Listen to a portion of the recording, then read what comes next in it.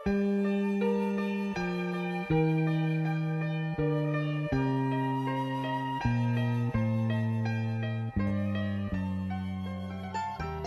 од луѓе, насмевки, младост, срдечни прегратки, понекојема и тапење, љубопитни погледи, емоции.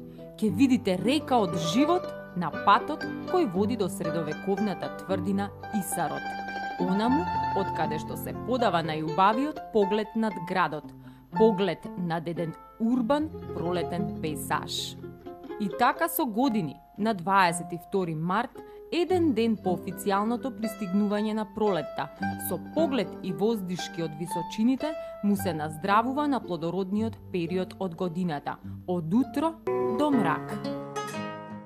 Бројот 40 во христијанството има значајна символика. А 22 март е денот на светите 40 маченици. И токму во тој контекст е присутен во штипските адети, кои, иако се делумно и пагански, сепак се еднонародно толкување и израз на верба во надежта, љубовта и верата, но на еден свој начин. Така овие 40 камчиња се за среќа, за мир, за здравје, за Господ да не варди од зло, а 40-тото треба на сон да ја донесе љубовта, животниот сопатник. Овие камчиња се фрлаат од Исарот кон брегалница. Ние ги фрливме од поблиску, затоа што сакавме да ја почувствуваме оваа историска река покрај себе. Штипјани останаа верни на старата традиција и еве и ден денес си го празнуваат 22, датум кој христијанската црква го слави во чест на светите 40 маченици. Токму ова поклопување и преплетување на символиката при празнувањето е она што отвара полемики, асоциации и на крајот едноставно се смирува во еден компромис, што успеала да го постигне силата на традицијата. А таа силно е вкоренета во својата најплодна почва, народот. И тешко се менува и брише.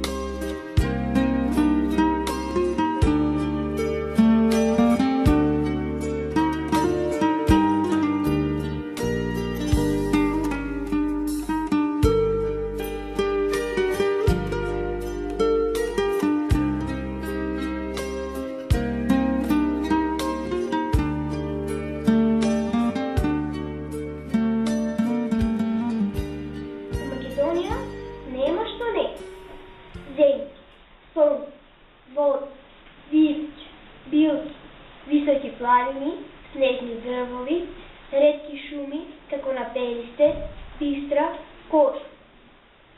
Плодови, цветови, виното, пастрнката и разни ендемити се живи сведоци на нашето национално богатство. Градовите симетрично распоредени и сегашните и древни, се споменици на уникатност, уметничка дарба и способност на генерациите. Природата, животот, умот и човекот заедно ја представуваат македонската одлика. Распослан на двете страни од реката Брегална. Штип е светилник со тврдина и срна риба, што чува стража. Мој подарок, дестинација за вас, другарчиња, е мојот град Штип. Живеам во градот Штип, наспроти тврдината Исар. Еден ден, гледајќи од прозорецот, конисарот се запраши. Кој ли го изградил Исар? Зошто на денот на пролета река од луѓе се искачува на тврдината Исар? Се досетив да ја прашам мојата баба. Трчајќи, отидов до неа и таа започна. Не е познато кога е созидана оваа тврдина. Самиот град Штип го знаеме под името Стипин, од античко време. Познато е од историските извори дека Штип се наоѓал во границите на Самуиловата држава. По нејзиното пропаѓање го преземаат византијците.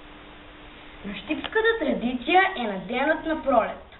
Млади луѓе, оние кои се уште не ги одбрале своите животни сопатници, оние кои не ја пронашле својата љубов да се искачуваат на Исарот. Искачувајќи се по пат, секој од нив собира по 40 каменчи. Кога ќе дојде на врвот, 39 каменчиња фрла зад себе на 40-тото лучук. Ноќта, кога ќе си легле да спие, остава под певница, верувајќи дека кога ќе го сонува таа ноќ, со него и ќе се зеи. На слегување од Исарот треба секој да се поздрави со 40 луѓе. Символиката е за 40 маченици, на кои е посветена една од 40 цркви на Исус. Река од луѓе ја посетуваат и црквата Свети Архангел Михаил, најмногу за нивно здравје, но и за здравје на другите во семејството. Денот полека одминува, нека си невина паѓа низ града. Сонот пополека дојде. Во него прекрасна слика која го разнежува срцето, ги полни батериите и би сакал секој да ја почувствува. Тиво глас ми шепоти: мало се, но еден ден и ти ќе го ставиш каменчето под певницата и ќе сонуваш.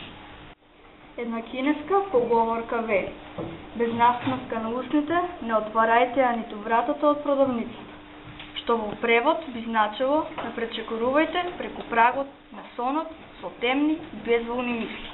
Насмевка на устните и сонувајте.